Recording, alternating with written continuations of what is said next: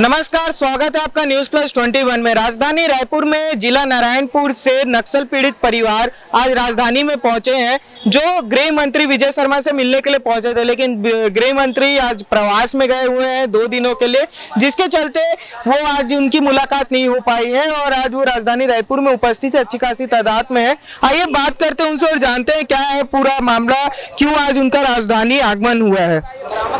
क्यों भैया आज आप लोग राजधानी रायपुर आए थे, गृह मंत्री से मिलने आए थे, क्या मांगे थी आपकी? हमारा मेन मांग जो है नक्सल पीड़ित प्रमाण पत्र और जमीन के बदले जमीन और आवास और रोजगार के और नौकरी, और जैसे बच्चों को पढ़ाने के लिए शिक्षा की समस्या का होता है, कुछ भी बनाने के लिए प्रमाण पत्र अगर नहीं मिलता है एसपी ऑफिस से, तो हम उनका जो नक्सल पीड़ित हो तो आप प्रमाणित कुछ भी दो, तब आपका जो भी बनेगा नगर में, जैसे निवास प्रमाण पत्र हो या शिक्षा की संबंधित हो या जो भी जाति हो, जो भी उसका प्रमाणित जब तक नहीं दोगे तब तक हम बना नहीं पाएंगे। क्योंकि जो अधिकारी या कर्मचारी लोग सब पटवारी लोग बोलते हैं, तो पंचायत वाले लोग भी बोलते हैं, तो उनका सबूत हमारे पास कुछ भी नहीं है।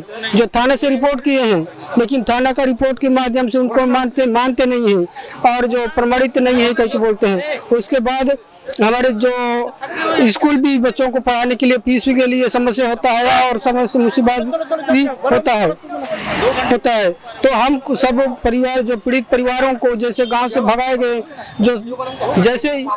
जो समर्पण करते हैं, उनको जो शासन से योजना के अंतर्गत मकान मिलता है, रोजगार मिलता है, उनका नौकरी मिलता है, पूरा उनका ये मिलता है। लेकिन हमारे पीड़ित परिवारों को जो गांव से भगाए गए उनको ये योजना नहीं है बोलते हैं, तो हम कहाँ जाए।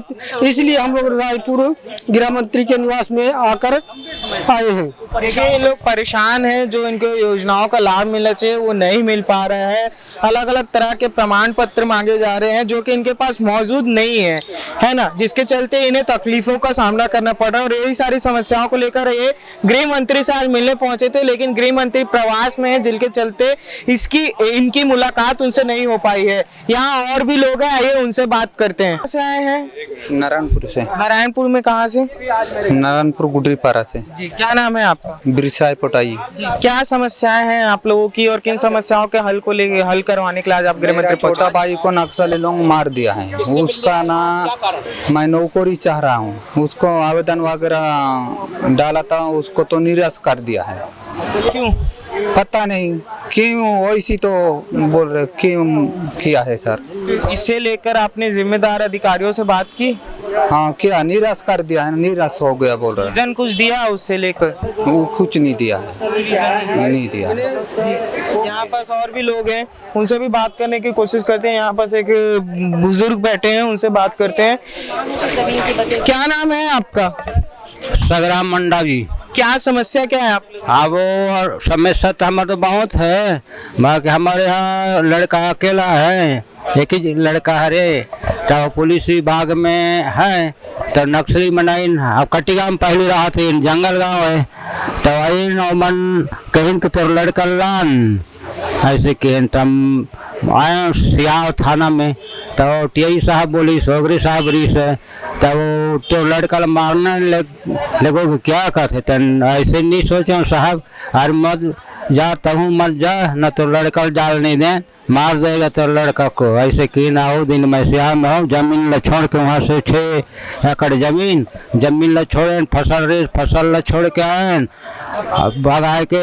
अभी हमार मुख्य मांग वही है, जमीन के बलदा जमीन, और अच्छा बच्चा मला अच्छा से स्कूल में सरकार पढ़ाए, और हमला मोजा भी दे और प्रमाण पत्र भी दे नक्सल पीड़ित को, यही मांग चाहते हैं हम। देखिए, इन लोग ऑलरेडी नक्सलियों से पीड़ित थे। इसके अलावा जब वहां से अपनी जान बचा के भागे हैं तो जमीन छोड़ के आए हैं, कोई अपनी फसल छोड़ के आया है, कोई कुछ चीजों को छोड़ के आया है। उन सारी चीजों की मांग कर रहे हैं, सरकार से तकलीफों का सामना करना पड़ रहा है, लेकिन वहां भी उनकी जो गुहार है वो सुनी नहीं जा रही है, जिसे लेकर वो गृह मंत्री के पास पहुंचे हैं। आइए यहाँ खड़े कुछ और लोगों से बात करते हैं और थोड़ा मामले को और अच्छे से समझने की कोशिश करते हैं। यहाँ पर कुछ युवा साथी भी हमारे साथ मौजूद हैं जो नारायणपुर जिले से आए हैं, नक्सल पीड़ित परिवारों से हैं। उनसे बात करने की कोशिश करते हैं। सर, क्या समस्याएं हैं, किस तरीके से आपको समस्याओं का सामना करना पड़ रहा है? गुहार लगा रहे हैं तो क्या आपको प्रतिक्रियाएं मिल रही हैं? सर, मैं नक्सल पीड़ित परिवार से हूँ। मैं राजनांदगांव जिले का रहने वाला हूँ। मेरे पापा सर भाजपा का कर्मठ कार्य करते थे सर। उस समय डॉक्टर रमन सिंह जी मुख्यमंत्री थे, उसका प्रतिनिधि थे। राजनांदगांव सांसद प्रदीप गांधी का प्रतिनिधि थे। डोंगरगढ़ का विधायक विनोद खांडेकर का प्रतिनिधि सर, जिसका एक आपको दिखा रहा हूँ। मेरे पापा इतना बड़े पोस्ट में रहने के बाद घटना हुई 2006 में।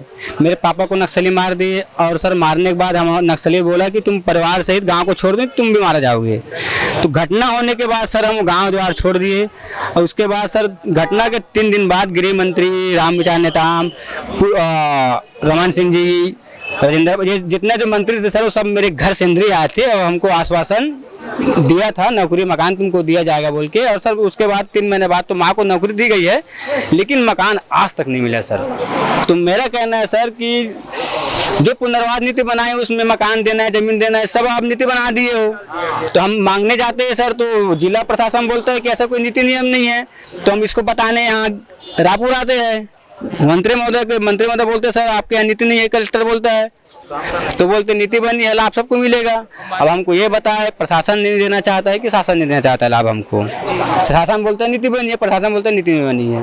मंत्री जी के पास आज मुलाकात करने आए थे तो क्या हुआ? मंत्री जी आज आश्वासन मिला है कि 1 महीने के अंदर नया पुनर्वास नीति जी, लेकिन प्रवास में गए हुए उसके वहाँ जो अधिकारी सर उससे बात हुई है तो उसका कहना है कि 1 महीने के अंदर नक्सल पुनर्वास नीति नहीं लागू हो जाएगी, उसमें आप लोग को लाभ दिया जाएगा। लेकिन हमारा कहना है सर हम नक्सल पीड़ित परिवार है, हमको लाभ मिलेना है तो हमारे साथ मीटिंग करके हमारे समस्या सुनो, तब तुम नया नीति बनाओ, तब हमको लाभ मिलेगा। फिर वही नीति बना देंगे संशोधन करके, फिर वही भटकते रहेंगे 20 साल। फिर मतलब ही क्या हुआ सर? ये तो नीति अभी से नहीं है, 2004 नीति बनी है। ये चीज देना है बोल के संशोधन करते जरूर है लेकिन लाभ मिलता नहीं है। तो आप देख सकते हैं ये मंत्री के घर आज पहुंचे थे अपनी मांगों को लेकर। हालांकि मंत्री मौजूद नहीं थे तो उनके अधिकारियों से बात हुई।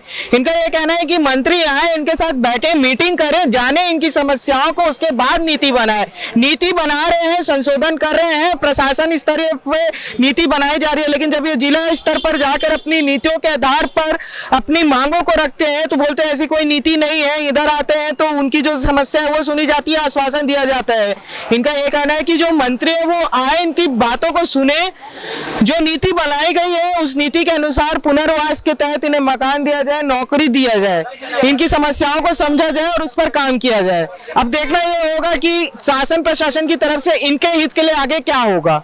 ऐसी खबरों के लिए बने रहिए हमारे साथ। कैमरामैन नवेद अहमद के साथ मैं राघवेंद्र पांडे, न्यूज़ प्लस 21।